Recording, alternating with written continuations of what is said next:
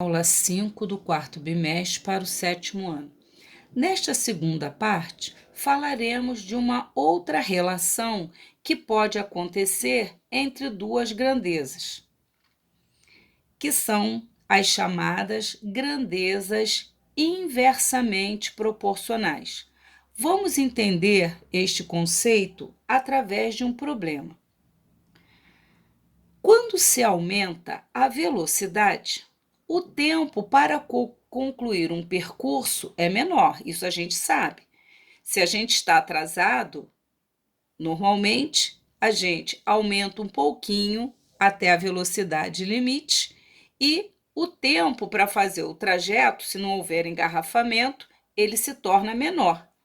Então, a velocidade e o tempo são grandezas que se comportam de forma inversa. Vamos ver então aqui uma situação. A escola de João fica a 60 metros de sua casa.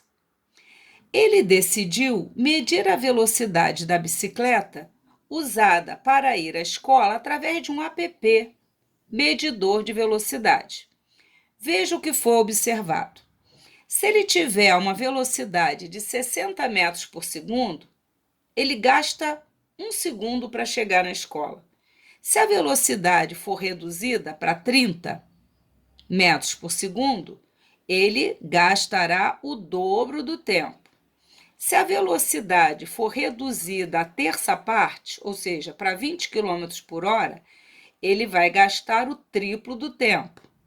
Se a velocidade for reduzida à quarta parte, a 15 km por hora, ele vai gastar 4 segundos. Se ela for reduzida à quinta parte, para 12 km por hora, ele vai gastar 5 vezes o tempo. Se for reduzida à sexta parte, ele gasta 6 vezes o tempo. O que nós estamos percebendo aqui? Que a relação entre a grandeza, a velocidade e o tempo, elas se comportam de forma inversa. Vamos escrever aqui o que nós observamos. Temos então que se a velocidade se reduz à metade, o tempo dobra. Se a velocidade se reduz à terça parte, o tempo triplica. Acontece o inverso. Se a velocidade é dividida em 4, o tempo, ele quadruplica. 60 dividido por 5 dá 12. Dividiu por 5, o tempo multiplicou por 5. Quando isso ocorre, dizemos que as grandezas são inversamente proporcionais. Nesse caso, se fizermos a razão entre a velocidade e o tempo, o que acontece? 60 para 1 não vai ser igual a 30 para 2, porque 60 sobre 1 e 30 sobre 2 não são iguais. Essas razões são diferentes. Se eu simplificar por 2, vai dar 15 sobre 1, que não é igual a 60 sobre 1. Quando as grandezas se relacionam desta forma, a razão entre elas não é igual. No entanto, observe. Se eu fizer 60 vezes 1, dá 60. 30 vezes 2, 60. 20 vezes 3, dá 60. 15 vezes 4 dá 60. 15 vezes 2 dá 60. 10 vezes 6 dá 60. Quando as grandezas são inversamente proporcionais, o produto entre as quantidades que se relacionam é que é igual. Então, a gente pode dizer que 60 vezes 1 é igual a 30 vezes 2, que é igual a 20 vezes 3, 15 vezes 4, 12 vezes 5, 10 vezes 6, igual, vou pôr aqui uma reticências. Esses produtos sempre serão iguais. E esse valor, que é o resultado igual em todas elas, que é 60, ele será chamado de constante de proporcionalidade. Então, a gente vai dizer que as grandezas são inversamente proporcionais quando os comportamentos se dão de forma inversa. Se duplica, o outro é reduzido a metade, ou se um é reduzido à terça parte, o outro triplica.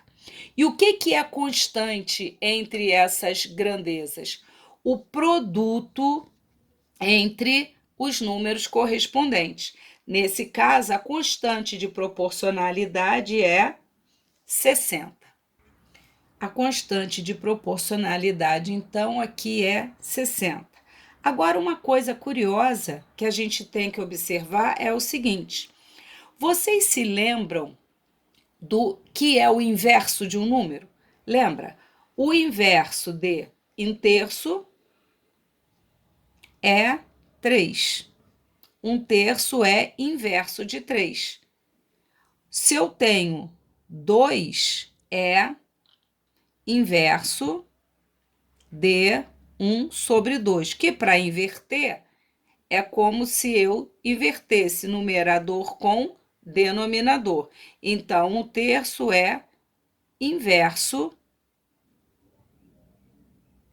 de 3. 2 é inverso de meio. Muito bem. Daqui também, vamos recordar o seguinte. Lembram-se que, nesse caso, se tratando de inverso de número, quando estudamos divisão, nós vimos que a divisão de duas frações, como era feita? Repetíamos a primeira e multiplicava pelo inverso da segunda. Então, se eu quisesse dividir, por exemplo, 3 dividido por meio, o que faríamos? Repete a primeira e multiplica pelo inverso de 1/2, 2/1, que vai dar quanto? 6. O que significa? Que meio cabe 6 vezes dentro de 3 inteiros. Ora, lembrando então desses conceitos que nós estudamos, né? Nós podemos entender que quando duas grandezas são inversamente proporcionais, além dos produtos correspondentes serem iguais, podemos analisar da seguinte maneira: 60/1 é a mesma coisa que é a constante de proporcionalidade. Só que 60/1 é igual a 30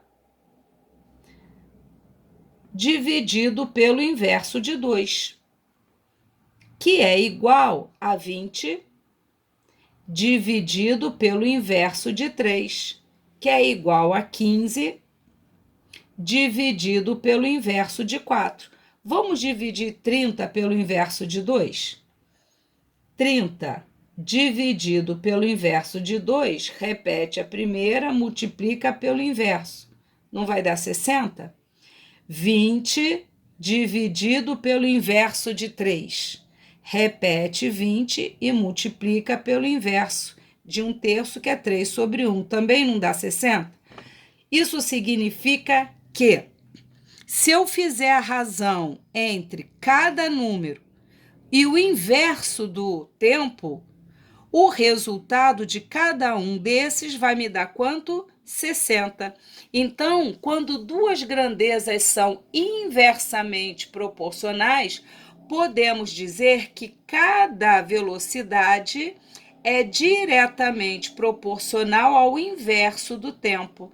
30 está para o inverso de 2, 20 está para o inverso de 3, 15 está para o inverso de 4, 12 está para o inverso de 5 e assim por diante. Então, neste exemplo que demos, a velocidade média pedalando é inversamente proporcional à sequência do tempo.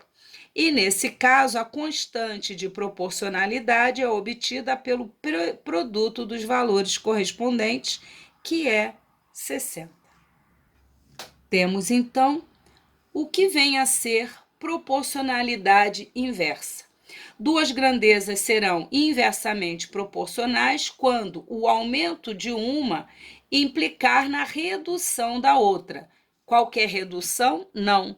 Se uma dobrar, a outra se reduz à metade. Se uma triplicar, a outra se reduz à terça parte e assim por diante.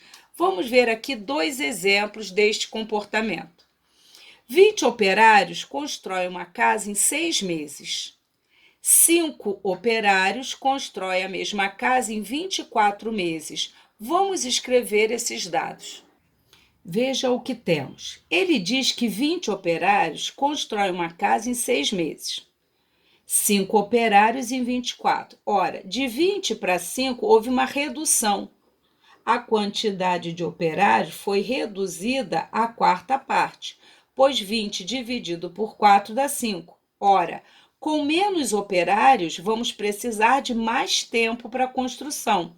Se eles trabalham no mesmo ritmo, se 20 fazem uma casa em 6, 5 em 24. Ora, o que teve que acontecer com o tempo? O tempo foi multiplicado por 4 para compensar. Então, se o número de operários se reduziu à quarta parte, o tempo terá que ser quadruplicado. Quando isso ocorre, a gente diz que número de operários e tempo são grandezas inversamente proporcionais.